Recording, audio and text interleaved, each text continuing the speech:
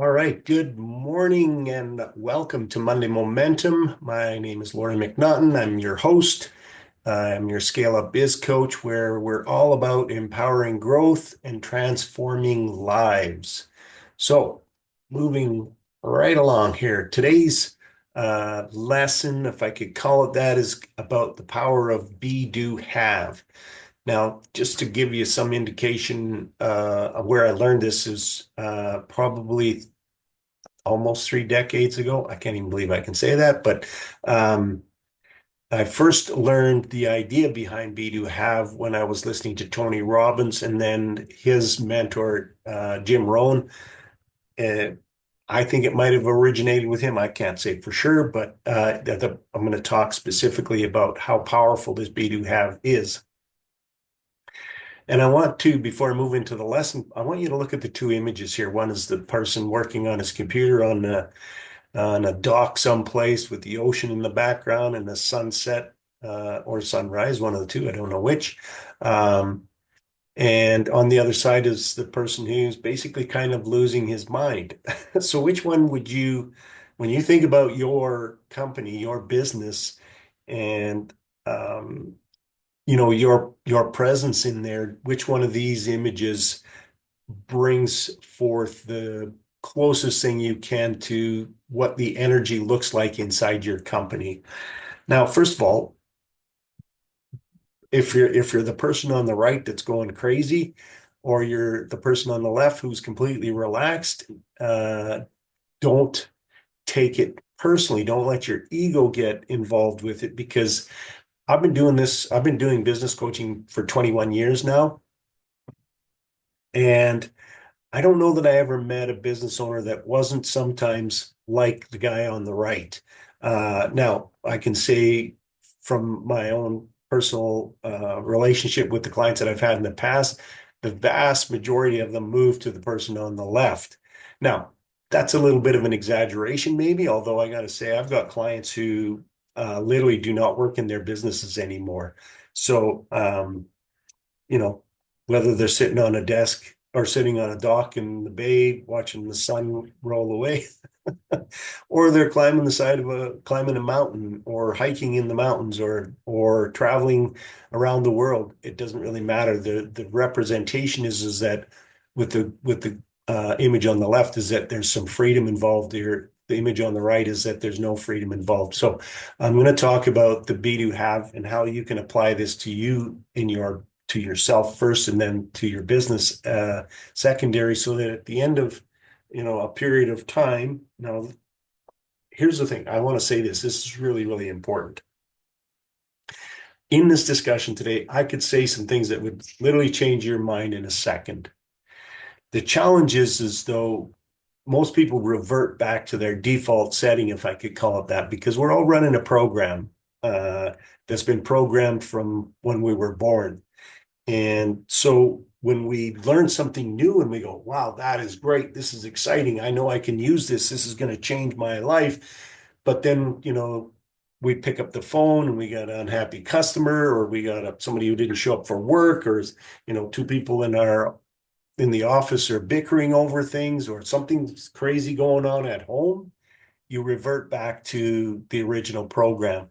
And so, as you learn this lesson here, please go over it again and again. You do it for 10 days. Do it for 10 days. Listen to this for 10 days, and it will be part of your neural network by that point. Now, does that mean that you just forget about it and it just runs from there? No. So it takes commitment, just like going to the gym and working out because you want to have you want to be healthier, you want to be physically fit. It, you don't work out for 10 days and then, oh, I'm in perfect shape. Nobody expects that. So it takes commitment, and that's part of the B part of this formula is it takes commitment. So let's talk some in depth more about this. So it's a powerful formula that really can transform not only your personal life, but the life inside your business, which is what ultimately you want to do. Because when you have this great business that's both profitable and fun to work with, and you got a great team of people working for you, it's going to be way easier to you to work on being that person. So and I like to look at the formula going from the back to the front, meaning what is it that I really, really want to have? And then what is it that I need to do in order to have what I want to have?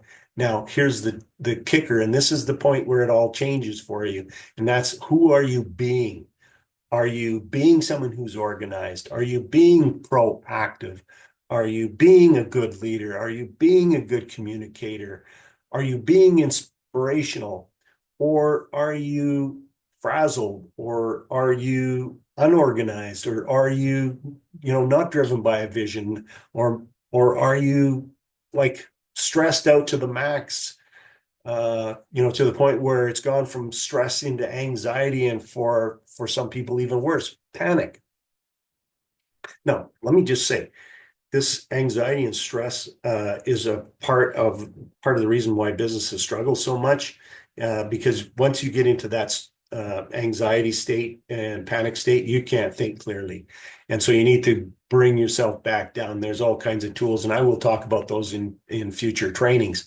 But you need to understand that in order for your business to thrive and move forward and be fun and be a good place where people want to come to work, you got to get out of that uh, um, uh, panic, and not just because stress is good for us, but anxiety is not good for us. Because once you go beyond that stress point into anxiety, it's just craziness that goes on at that point. So clearly know what you want to have. And we're going to dive into that, because after you've listened to this, I'm going to ask you to write down what it is that you want to have. So, clearly define what your desires and outcomes are for your business, and be really, really clear. And don't be afraid to step out of the sort of what you think is possible. Because I've got clients who I've worked with years ago who run their businesses really, a couple days a week, and in some cases less than that. Now, some are still working healthfully inside their business, meaning they're working a regular work week, but they've got different aspirations and different dreams, meaning, I want to open up multiple locations. I want to maybe go national or maybe even internationally.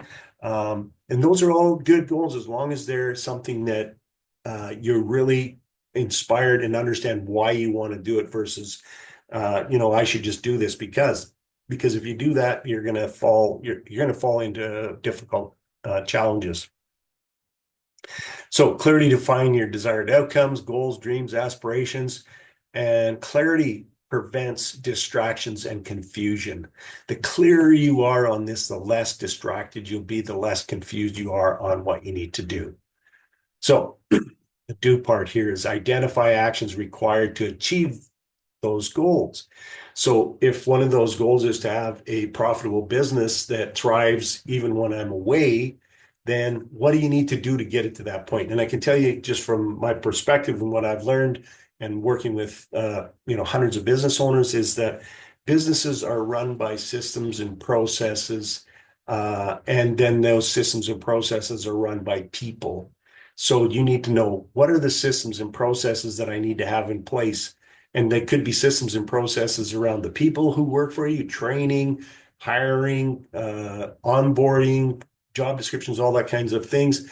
It could be systems and processes around marketing your business. It could be systems and processes about how you deliver whatever it is that you deliver, whether that's a service or a product. So now you got to create yourself a plan. And so plan in shorter terms. Don't think of like a year-long plan, although you could write a plan based on where you want to be a year from now. But what you want to do is, what do I need to do in the next quarter, next 30 days, this week, in order to make sure that I move towards what it is that my desired outcome. So stay focused, take consistent action. Here's the thing. If you find yourself procrastinating, it's because you're not taking consistent action. The more consistent action leads to more consistent action. Less consistent action leads to less consistent action. So make sure that you're doing something every day that's moving you towards there. And it doesn't have to be like I tell my clients when they work with me, they got to work 4 to 5 hours a week on their business. And if they do that and they do that for the next 12 months, I guarantee you your business will be transformed into something that you hopefully imagined it could be when you first started out.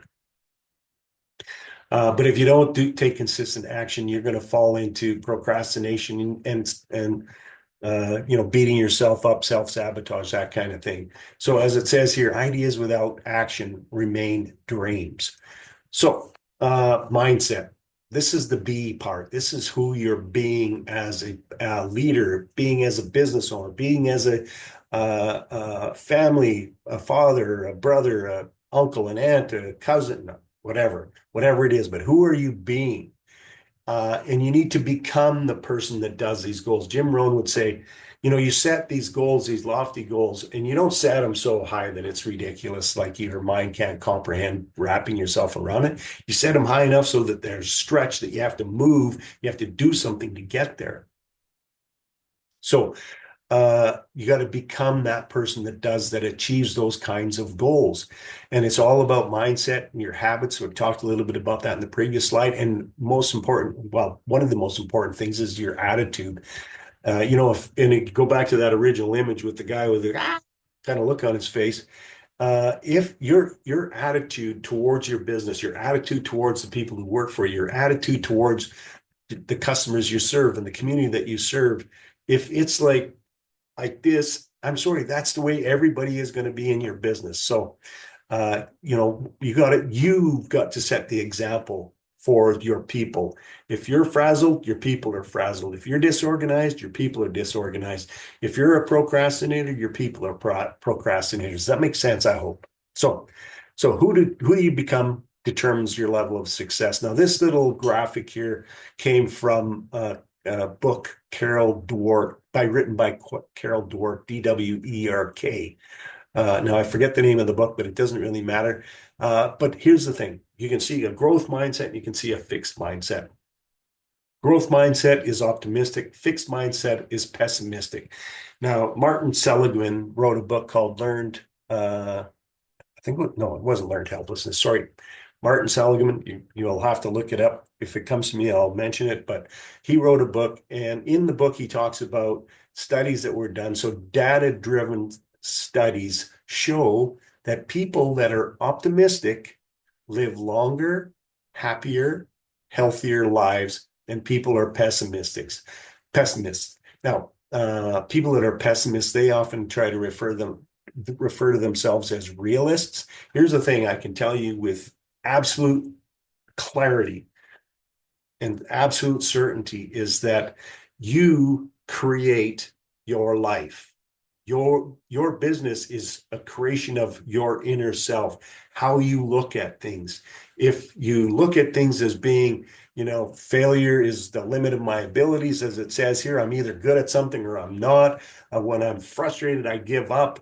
My potential is predetermined. If that's your mindset, then how can you create anything else but that, right? I would say you can have a negative mindset, or you can have a positive mindset and still have negative things happen, but you will revert to the positive mindset to get past that. You'll create a solution rather than another problem. But if you have a pessimistic mindset, it stops you dead in your tracks. So adopt a growth mindset. So like it says here, challenges help me grow. That is an absolute fact. If you don't have any challenges in your life, you're not growing. And if you're not growing, I can tell you there's a law of entropy, I believe it's called, and it says if you're not growing, you're dying. If you look at a plant, if it's not growing, it's dying. If an animal's not growing, it's dying. If any number of things are not growing, it's dying. It's kind of the same with you. If you're not growing, you're dying. If your business is not growing, it's dying. Because you might think, hey, you know what? I got a decent amount of revenue going on here. I make a nice income and I got some profit that I can reinvest back in the company. I'm just going to ride it out here. This is perfect. I'm nice and relaxed. I'm going to start taking more time off, blah, blah, blah, blah, blah. And you don't focus on working on your business anymore. You don't focus on growth meaning not just revenue, but the growth of your people. then your competitors, some of your competitors might be working with somebody like me who's pushing them to go to that next level. And the next thing you know, your business is sliding backwards. So you got to always be thinking about how do we grow, even if you're only there one day a week. How do we grow? And one of the things is like with the people that I said that barely work in their businesses, they got great uh, general managers or presidents or CEOs, who, however you want to describe them, who espouse the values and vision of the mission of the company. So if you haven't already adopted a growth mindset, adopt one. And in future videos, I will share with you ideas on how you can get yourself out of a negative mindset and into a positive mindset. Okay, so let's keep moving along. So integrating be times do equals have. I use this picture because it reminds me of a machine that works like a well-oiled machine. That's how you want to see your business, is you want to see it working like a well-oiled machine. You don't want a wheel out of balance, like a person out of balance. If you have a team member who is problematic inside your business, then they put it out of balance, right? And here's the thing, you can have five really positive mindset people and you got one really negative mindset person, they pull those five down. The fifth doesn't necessarily, or pardon me, the five don't necessarily pull that person up. It's possible that that could happen, but if it doesn't happen, you need to make difficult decisions about that. So, importance of aligning all of these three components together. Sustainable success is holistic, meaning you'll experience it throughout your whole business. And changing your identity align your actions with your goals.